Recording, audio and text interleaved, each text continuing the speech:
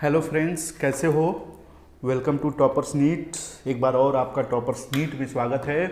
आज बहुत important topic जो नीट एम्स जिपमर के लिए बहुत इंपॉर्टेंट है, रिप्रोडक्टिव हेल्थ, जिसके बारे में आज पढ़ेंगे।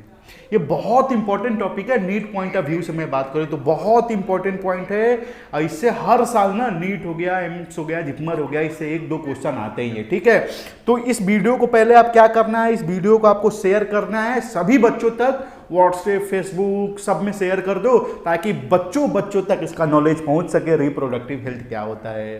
क्लियर है ना। अगर कहीं से भी डाउट होगा पढ़ाने के बाद तो मेरे को बताना सर कि मेरे को नहीं समझ में आया, फिर मैं कहूंगा। ठीक है, तो मैं भी शेयर कर दे रहा हूं, आप भी शेयर कर दीजिए। ठीक है, और फिर एकदम एकदम एकदम इजी तरीके से मैं आपको समझा दूंगा कि रिप्रोडक्टिव हेल्थ क्या होता है। ठीक है, तो सबसे पहले रिप्रोडक्टिव हेल्थ के बारे में पढ़ाने से पहले मैं एक बात बोलूंगा, इस चैनल को लाइक करना, इस चैनल को सब्सक्राइब करना और वीडियो को शेयर कर दो उन बच्चों तक जिनको इनकी ज़्यादा ज़रूरत है। ठीक है, तो चलिए बिना टाइम वेस्ट किए स्टार्ट करते हैं आज का लेक्चर, जिसका नाम है reproductive health.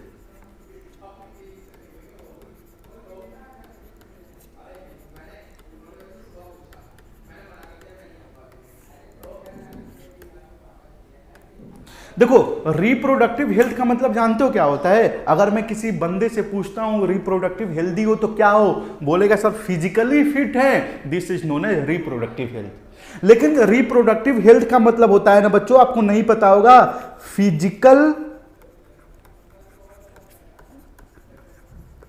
Social, mental, behaviour, ये सारा कुछ अगर आपका अच्छा होगा फिर आप रिप्रोडक्टिव हेल्थ के अंदर आओगे। अगर आप फिजिकली अच्छे हो, मेंटली खराब हो, तो फिर भी आप रिप्रोडक्टिव हेल्थ नहीं हो। आप क्यों ना सलमान खान की तरह हो यार, उससे मैटर नहीं रखता। आपका बॉडी क्यों ना एकदम खली की तरह हो, इससे मैटर नहीं रखता। आप फिजिकली फिट हैं लेकिन मेंटल आप डिस्टर्ब हैं, फिर भी रिप्रोडक्टिव हेल्थ के अंदर नहीं आएंगे। आपका बिहेवियर भी अच्छा होना चाहिए और आपका जो सोशल स्टिग्मा है सारा कुछ अच्छा होना चाहिए, फिर आपको बोला जाएगा रिप्रोडक्टिव हेल्थ। अभी एक एक्टर मरा है, आपने नाम सुना होगा, सुशांत सिंह। सब कुछ अच्छा था उसका, फिजिकल भी अच्छा था, बिहेवियर भी अच्छा था, सोशल भी अच्छा था, लेकिन क्या खराब था उसका, मेंटल खराब था, इसीलिए वो सुसाइड कर लिया भाई। तो रिप्रोडक्टिव हेल्थ का मतलब होता है ना physical, social, mental, behaviour, wellbeing, this is known as reproductive health. ठीक है, ये सारा कुछ अगर सही होगा तो फिर आप क्या होंगे, रिप्रोडक्टिव हेल्थ के अंदर आएंगे। अगर इसमें आपका कुछ भी खराब है तो फिर आप रिप्रोडक्टिव हेल्थ के अंदर नहीं आएंगे। यहां तक क्लियर है ना सबको, यहां तक किसी को डाउट नहीं होना चाहिए। एक पॉइंट समझना है, हमारा जो इंडिया है ना, हमारा इंडिया हर चीज में पीछे रहता है। किसी भी मतलब कि बड़े कंट्री से आप मैच कर लो, किसी भी बड़े कंट्री की मैं बात करूं, जैसे कि अमेरिका हो गया, चाइना हो गया, ठीक है, लेकिन इंडिया एक चीज में सबसे पहले कदम उठाया था, फैमिली प्लानिंग में। जब भारत आजाद हुआ था ना 1947 में हमारा देश आजाद हुआ था, इसके 4 साल बाद 1951 में एक मुहिम चलाया था फैमिली प्लानिंग। ठीक है, अब इस फैमिली प्लानिंग का नाम चेंज करके आरसीएच कर दिया गया है। क्या कर दिया गया है, आरसीएच कर दिया गया है। 1951 में कौन सी प्लानिंग चली थी, फैमिली प्लानिंग चली थी, लेकिन अब इसका नाम चेंज कर दिया गया है बच्चों। हेलो, नाम चेंज कर दिया गया है, अब इसका नाम कर दिया गया है आरसीएच। अच्छा, आरसीएच का मतलब क्या होता है, रिप्रोडक्टिव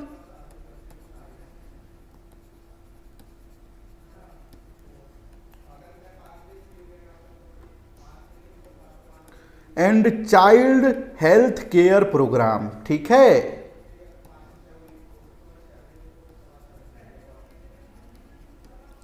हेलो भाई, क्या मैं बताया हूं समझ में आया है।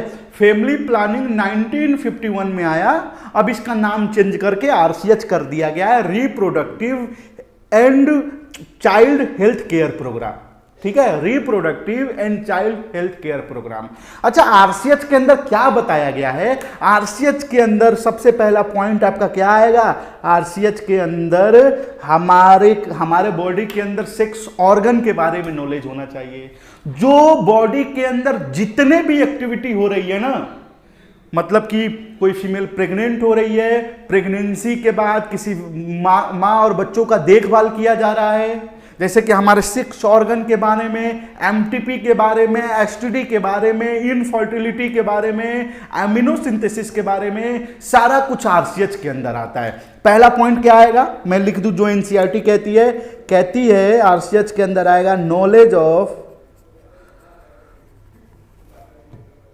किसका मैसेज आ रहा है? 1 मिनट, एक बच्चा मैसेज कर रहा है।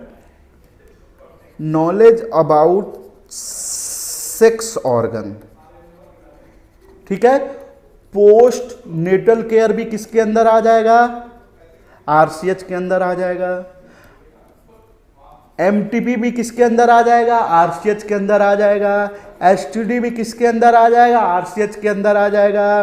पांचवा एआरटी भी किसके अंदर आ जाएगा? आरसीएच के अंदर आ जाएगा। और प्रेग्नेंट वुमेन का केयर कैसे करें, ये भी किसके अंदर आ जाएगा? How to care pregnant women. ये सारा सिस्टम ना आरसीएच के अंदर आता है। एक और पॉइंट आरसीएच के अंदर आ जाएगा,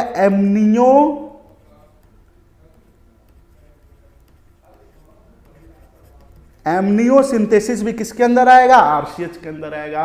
अब एमनियोसिंथेसिस क्या हो चुका है? बैन हो चुका है। क्या हो चुका है? बैन हो चुका है। ये भी आरसीएच के तहत ही क्या हुआ है? बैन हुआ है। तो post natal care, knowledge about of sex organ, ठीक है। जैसे कि किशोरावस्था में जब बच्चे होते हैं ना, जब एडोलेसेंस में होते हैं, किशोरावस्था में होते हैं, तो उनके बॉडी के अंदर जब चेंजिंग आती है तो घबरा जाते हैं। जैसे फीमेल्स के अंदर ब्रेस्ट का इंक्रीज होना, आवाज पतली हो जाती है। फिर लड़कियां देख लो, आवाज उनकी कितनी अच्छी लगती है। तो आवाज पतली होती है कब? जब किशोरावस्था से और ऊपर की अवस्था में आते हैं, तो उनके अंदर मेंस्ट्रुअल साइकिल आने लगती है, वो हेजिटेशन का शिकार हो जाती है। अरे हमारे बॉडी के अंदर क्या हो रहा है यार? ये सारा कुछ आरसीएच के अंदर बताया गया है। और सबसे इंपॉर्टेंट ये नहीं है post natal care, MTP, STD, ये इंपॉर्टेंट है, लेकिन आरसीएच में सबसे इंपॉर्टेंट जो है एमनियोसिंथेसिस है, कि एमनियोसिंथेसिस क्या होता है। ठीक है, तो सबसे पहले एमनियोसिंथेसिस के बारे में समझेंगे, फिर पॉपुलेशन एक टॉपिक है उसके बारे में समझेंगे, और आज का वीडियो छोटा सा ही बना के खत्म करेंगे। ठीक है, चलिए एमनियोसिंथेसिस स्टार्ट करते हैं। What is एमनियोसिंथेसिस?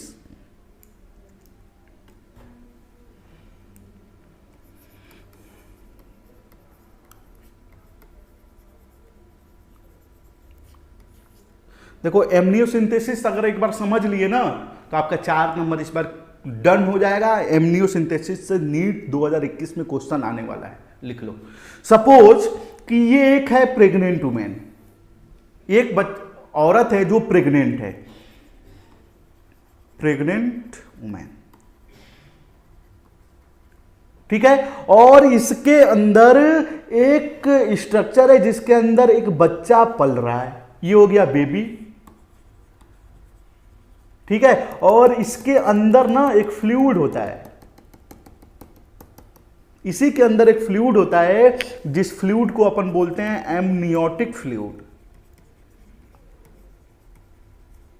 ठीक है। और बेबी की ये जो बाहर वाला मेम्ब्रेन है ना, इस मेम्ब्रेन को अपन बोलते हैं एमनियोन।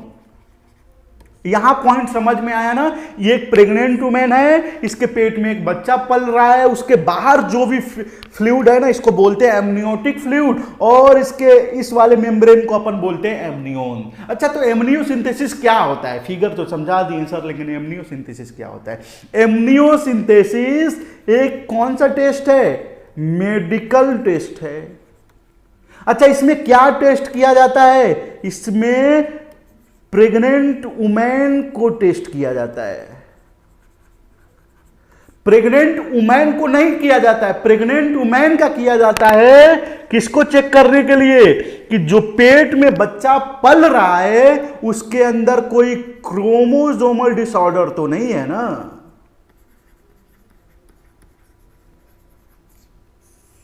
तो एमनियोसिंथेसिस एक मेडिकल टेस्ट है जो प्रेग्नेंट वुमेन का किया जाता है कि उसके पेट के अंदर जो बच्चा पल रहा है उसके अंदर कोई क्रोमोजोमल डिसऑर्डर तो नहीं है ना। अच्छा, चेक कैसे किया जाएगा, ये भी तो इंपॉर्टेंट है ना।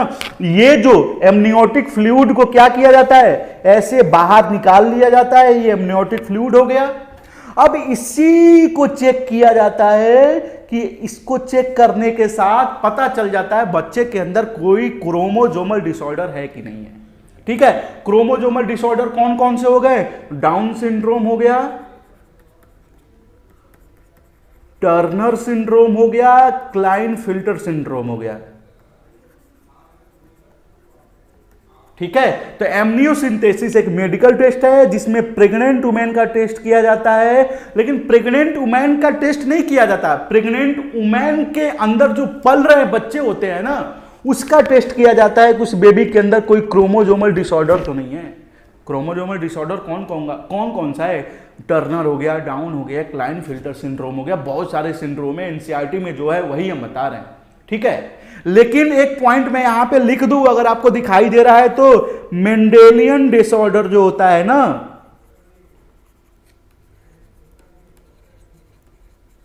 उसको ये एमनियोटिक फ्लूइड नहीं पकड़ पाता है। तो मेंडेलियन डिसऑर्डर इसमें नहीं चेक होता है। इसमें कौन सा डिसऑर्डर चेक होता है, क्रोमोजोमल डिसऑर्डर। आई होप कि समझ में आ गया होगा। लेकिन कुछ मेंडेलियन डिसऑर्डर हैं जैसे कि सिकल सेल एनीमिया, हीमोफीलिया हो गया, नॉर्मल निमोनिया हो गया, ये मेंडेलियन डिसऑर्डर है, लेकिन इनका चेकअप हो जाता है। इस एमनियोटिक फ्लूइड से इनका पता चल जाता है कि पेट में पल रहे बच्चे के अंदर कोई सिकल सेल एनीमिया तो नहीं है ना, हीमोफीलिया तो नहीं है ना, इसके अंदर कोई नॉर्मल निमोनिया तो नहीं है ना। कैसे पता चलता होगा, इस बच्चे का जो यूरिन है ना, सपोज कि ये तो केमिकल है, इस बच्चे के अंदर जो यूरिन होता है ना, ठीक है, इस यूरिन के अंदर एक केमिकल होता है। ठीक है, इस केमिकल से पता चल जाता है कि बच्चों के अंदर कोई क्रोमोजोमल डिसऑर्डर है कि नहीं है।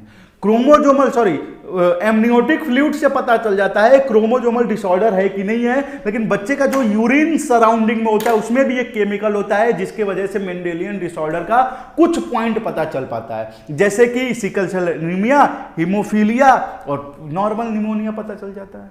आई होप कि एमनियोसिंथेसिस समझ में आ गया होगा। आई होप कि समझ में आ गया होगा। अब एक और पॉइंट है कि एमनियोसिंथेसिस को क्यों बैन कर दिया गया। अरे यार, ये तो बहुत अच्छा तरीका है ना कि पता चल जा रहा है पेट में जो बच्चा पल रहा है वो बच्चा खराब है कि कैसा है, कि अच्छा है कि कैसा है। लेकिन बैन क्यों कर दिया गया इसे, एमनियोसिंथेसिस को क्यों बैन कर दिया गया, तो बहुत इंपॉर्टेंट पॉइंट है। इसलिए एमनियोसिंथेसिस को बैन कर दिया गया क्योंकि इसमें सेक्स डिटरमाइन बहुत आसानी से हो जाता था। अच्छा, सेक्स डिटरमाइन मतलब क्या होता है कि पता चल जाता था कि बच्चा जो पेट में पल रहा है वो मेल है कि फीमेल है।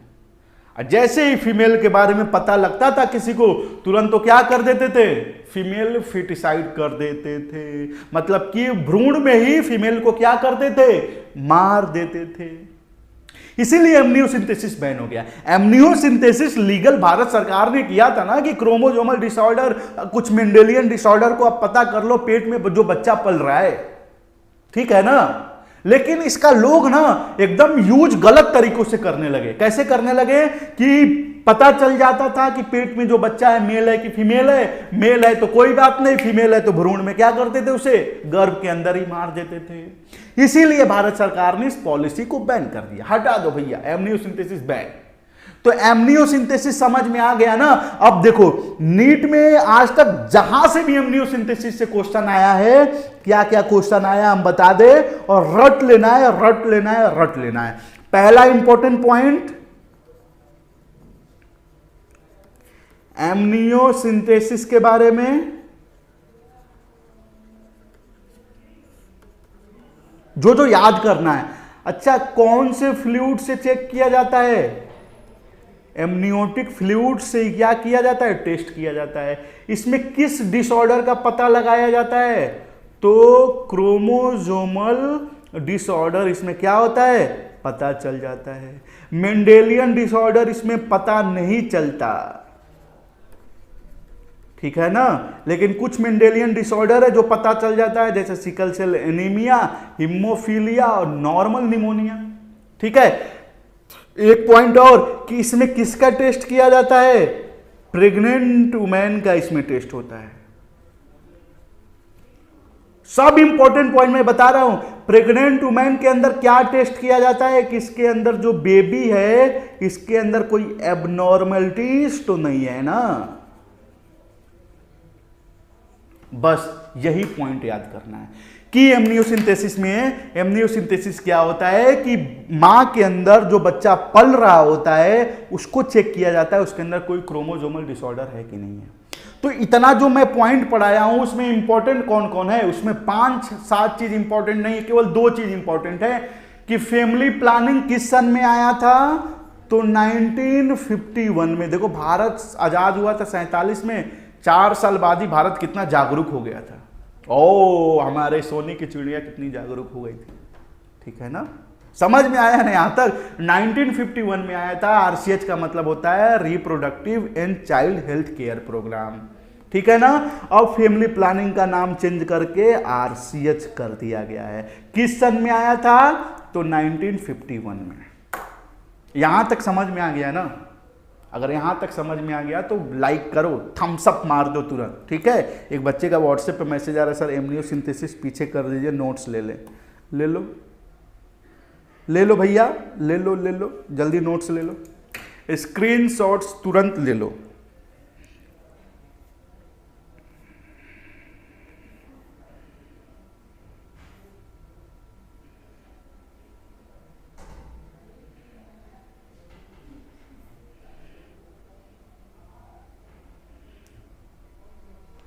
हो गया?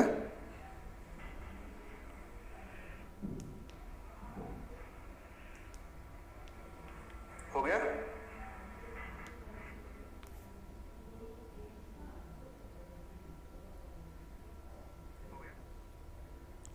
चलो, आई होप कि हो गया है सबका, किसी को भी कहीं से डाउट नहीं है, कोई भी मैसेज नहीं आ रहा है।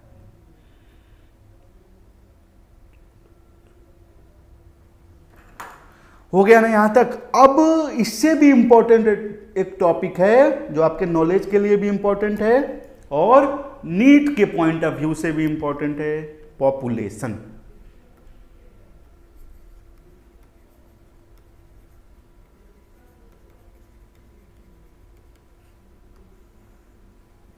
पॉपुलेशन, जनसंख्या के बारे में पढ़ेंगे। देखो दो तरीके से जनसंख्या की बात करेंगे, एक पूरे वर्ल्ड के जनसंख्या की बात करेंगे, एक इंडिया के जनसंख्या की बात करेंगे, ठीक है ना।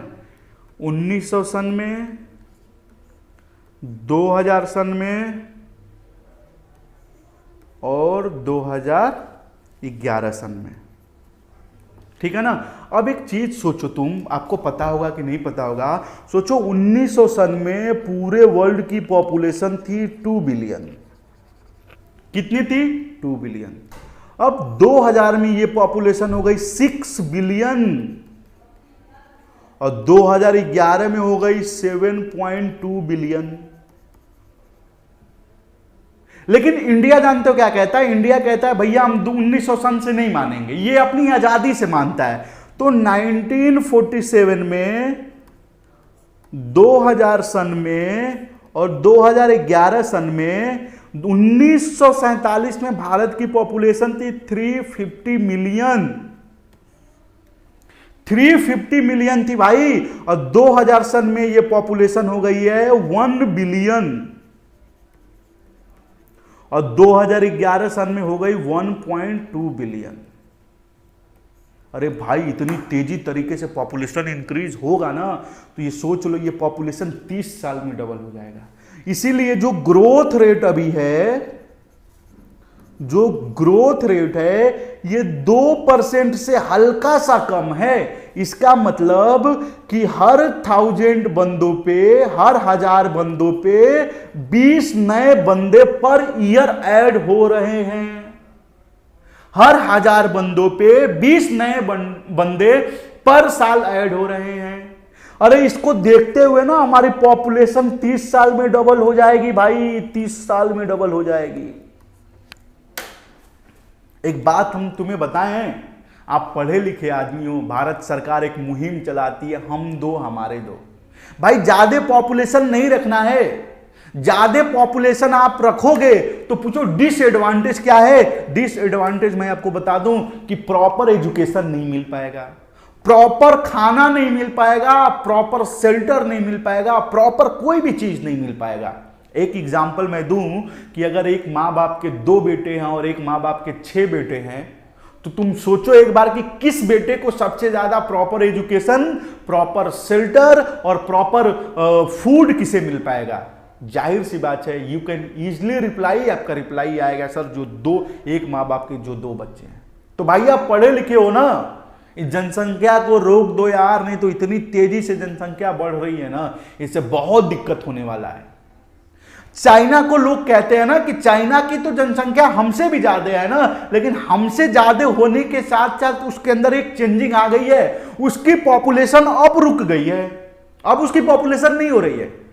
लेकिन जो भारत की पॉपुलेशन है ना, अभी भी इंक्रीज हो रही है भाई, अभी भी इंक्रीज हो रही है। तो प्लीज जो पढ़े लिखे हैं वो भी, जो नहीं पढ़े लिखे हैं वो भी, हम दो हमारे दो से ही काम चलाओ भाई।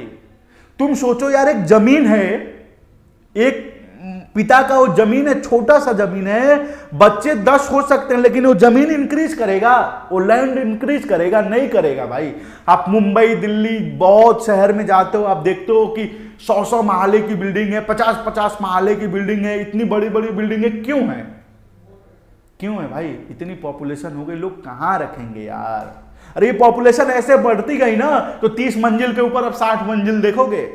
तो आपका दायित्व बनता है कि लोगों को बताइए भैया, हम दो हमारे दो, ठीक है। और रीजन एनसीईआरटी क्या कहती है? पॉपुलेशन इंक्रीज क्यों हो रहा है? अब पॉपुलेशन अब क्यों इंक्रीज हो रहा है? एनसीईआरटी रीजन देती है। रीजन क्या देती है? क्यों पॉपुलेशन इंक्रीज हो रहा है? Why population increase?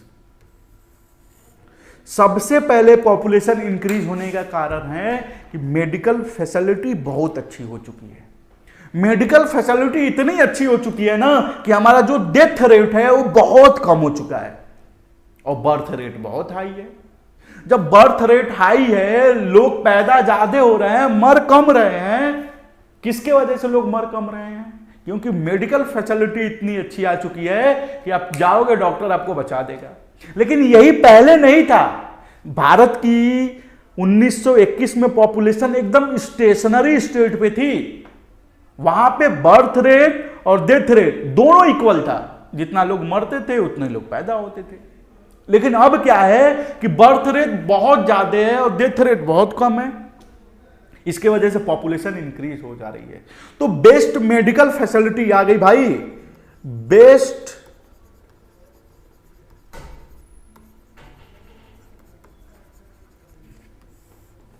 और जब बेस्ट मेडिकल फैसिलिटी आ गई तो क्या क्या हो गया? डेथ रेट क्या हो गया? कम हो गया। और एनसीईआरटी डेथ रेट 2 चीज पे ध्यान देती है, कहती है मैटरनल मोर्टेलिटी रेट कम हो गया और इन्फेंट मोर्टेलिटी रेट कम हो गया। मम्मियों के मरने की संख्या कम हो गई और बच्चों के मरने की संख्या कम हो गई, जिसके वजह से पॉपुलेशन क्या हो गया? एकदम आसमान में चला गया। पॉपुलेशन एकदम इंक्रीज हो गया, इतना ज्यादा इंक्रीज हो गया भैया कि अब संभालना बहुत मुश्किल है अगर आप नहीं संभलोगे तो। रीजन है अच्छी मेडिकल फैसिलिटी भी हमारे लिए दिक्कत ही है यार कि पॉपुलेशन ही बढ़ जा रहा है। इसीलिए हम दो हमारे दो, इसी पे टिकना है आपको और ज्यादा चीज पे नहीं ध्यान देना है, ठीक है ना। तो मेडिकल फैसिलिटी इंक्रीज होने से डेथ रेट कम हुआ और मैटरनल मोर्टेलिटी रेट मतलब कि मम्मियों की मरने की संख्या और बच्चों के मरने की संख्या कम हो गई, जिसकी वजह से क्या हो गया? पॉपुलेशन इंक्रीज कर गया, ठीक है। तो इसको आपको रोकना है, ऐसे रोक देना है भैया, रुक जा, एकदम आगे से रुक देना है, कहीं नहीं जाना है भैया, पॉपुलेशन नहीं बढ़ाना है, ठीक है।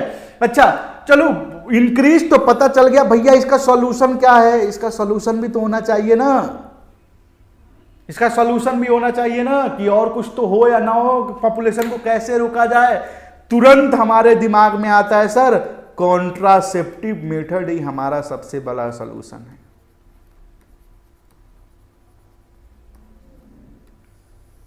कॉन्ट्रासेप्टिव मेथड से ही हम क्या कर सकते हैं, किसी पॉपुलेशन को हम रोक सकते हैं।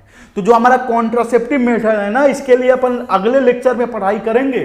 लेकिन एक पॉइंट मैं आपको बता दूं कि जो हमारा कॉन्ट्रासेप्टिव मेथड कैसा होना चाहिए, यूजर फ्रेंडली होना चाहिए।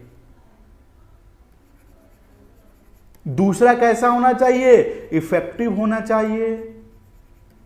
फिर कैसा होना चाहिए, लो कॉस्ट में भी होना चाहिए। और चौथा कैसा होना चाहिए, इजीली अवेलेबल होना चाहिए। तो हमारा कॉन्ट्रासेप्टिव मेथड ना easily available, low cost, effective, user friendly होना चाहिए भैया। कॉन्ट्रासेप्टिव मेथड के बारे में ना नेक्स्ट वीडियो में पढ़ेंगे। लेकिन कॉन्ट्रासेप्टिव मेथड ही एक ऐसा सॉल्यूशन है जिससे हम पॉपुलेशन को रोक सकते हैं। ठीक है, यूजर फ्रेंडली मतलब कि सपोज कि मान लो कि कोई कॉन्डोम है, ठीक है, ये पेनिस हुआ, दिस इज पेनिस। अगर कॉन्डोम को पहनोगे, अगर कॉन्डोम चुभ जाएगा तो पहनोगे नहीं, पहनोगे। तो इसीलिए पहले यूजर फ्रेंडली होना चाहिए, इफेक्टिव भी होना चाहिए। सपोज मैं कॉन्डोम लगा के सेक्सुअल इंटरकोर्स में आया हूं ना, फिर भी अगर इफेक्टिव नहीं है, फिर भी कोई फीमेल प्रेग्नेंट हो जा रही है, तो क्या आप यूज करोगे, नहीं करोगे। लो कॉस्ट में भी होना चाहिए। अगर एक कॉन्डोम खरीदने जा रहे हो, मिल रहा है 5,000 रुपए का भैया, तो लोगे नहीं, लोगे ना। इसलिए कम कॉस्ट में भी होना चाहिए और इजीली अवेलेबल होना चाहिए। पता चल रहा है कि मंगवाना पड़ रहा है अमेजन से, अमेरिका से मंगवाना पड़ रहा है, तो भैया इसका यूज होगा, बहुत कम हो पाएगा ना। तो कैसा होना चाहिए, user friendly, effective, low cost में होना चाहिए और इजीली अवेलेबल होना चाहिए।